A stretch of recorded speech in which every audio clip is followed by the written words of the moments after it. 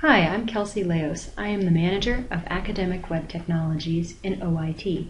We are the folks who build and maintain the EEE website, and we're running the one-year Canvas pilot. To begin with, I'd like to establish the common definition of a learning management system, or LMS. There are many instructional technology tools out there, and LMSs tend to share a common set of standard tools. Learning management systems have evolved over time. The particular tools and features vary, but most LMSs facilitate common core tasks associated with teaching, such as facilitating discussion and interaction, distributing documents, collecting work, grading student work, and returning work to students with instructor feedback. At UCI, our primary LMS is the Electronic Educational Environment, or EEE, a completely homegrown learning management system. EEE had its genesis back in 1996 with a few separate tools built here on campus when there really weren't commercial learning management systems out there to choose from.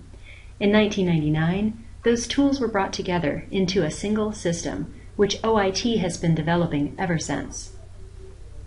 The landscape around us is changing in a number of ways. The scope of educational technology is growing, the tools and resources are evolving, innovation is occurring that is transforming the role of information technology and expanding the need to support multiple delivery methods.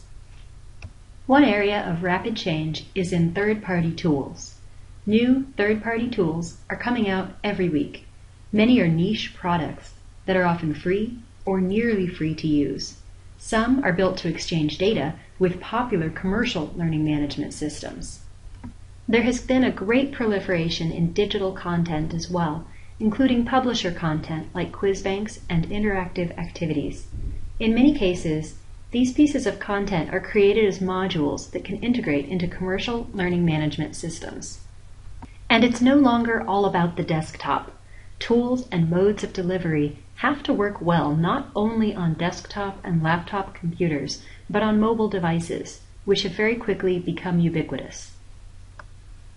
To remain competitive and provide UCI faculty and students with emerging industry-standard educational technology, we need a system that can be complemented by third-party tools and digital content.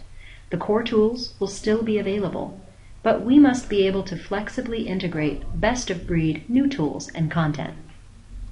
These are some of our key goals as we look at moving forward.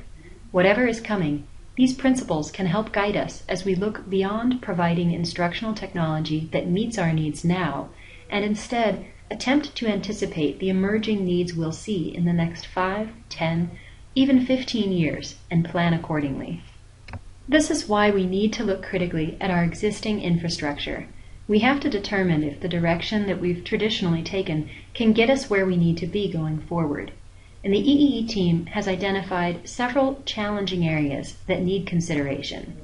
For the time being, EEE continues to serve the campus need, but a plan for the future must address these known issues. This isn't new. Reviewing EEE and the learning management system landscape is something we have done repeatedly since EEE's inception.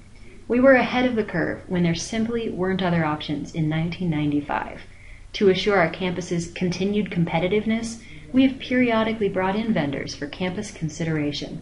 So far, the feedback each time has been that the campus continued to like what we built, so we kept building. UCI is the only UC campus with a homegrown system. These are the systems that other UC campuses are using. Sakai is an open-source collaborative project across several major universities. However, its original vision is shifting, causing some institutions to transition away.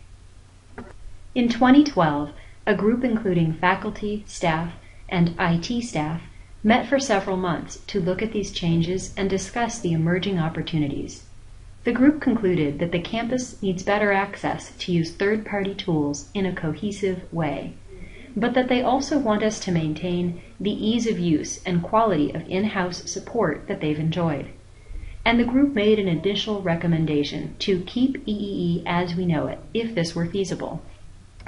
The EEE team went away and spent a few months determining what it would look like from a technical standpoint. What would it take to refactor 15-year-old existing code? This turned out to mean a multi-year effort, touching hundreds of thousands of lines of code. Before committing to a long-term, resource-intensive project to re-architect EEE, we recommended that the campus evaluate an out-of-the-box solution to see if some needs could be met more quickly with a commercial product, which would leave the EEE team available to refocus our development work on integrations between campus, vendor, and other third-party tools, as well as on campus needs that a commercial product cannot meet. We reconvened with the original advisory group and gained agreement that a pilot of a commercial system would be an appropriate step. The UCI Canvas pilot is a one-year project to test Canvas out on our campus with real courses and collect detailed data to formally assess the value and the usability of Canvas for our campus.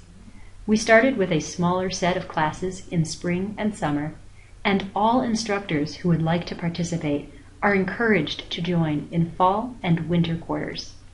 As summer draws to a close, we are approaching the halfway point in the year-long pilot. So far, the results support Canvas adoption, with 69% of surveyed participating instructors expressing a preference for Canvas, while students and teaching assistants have also expressed a preference for Canvas compared to EEE or no opinion between the two systems. The feedback we receive from students, instructors, and teaching assistants throughout the year-long pilot will help determine what happens next with instructional technology at UCI. We encourage all members of the campus community to visit the pilot website, contact us at any time with any questions, and send us any and all feedback about this prospective addition to the EEE Learning Management Platform.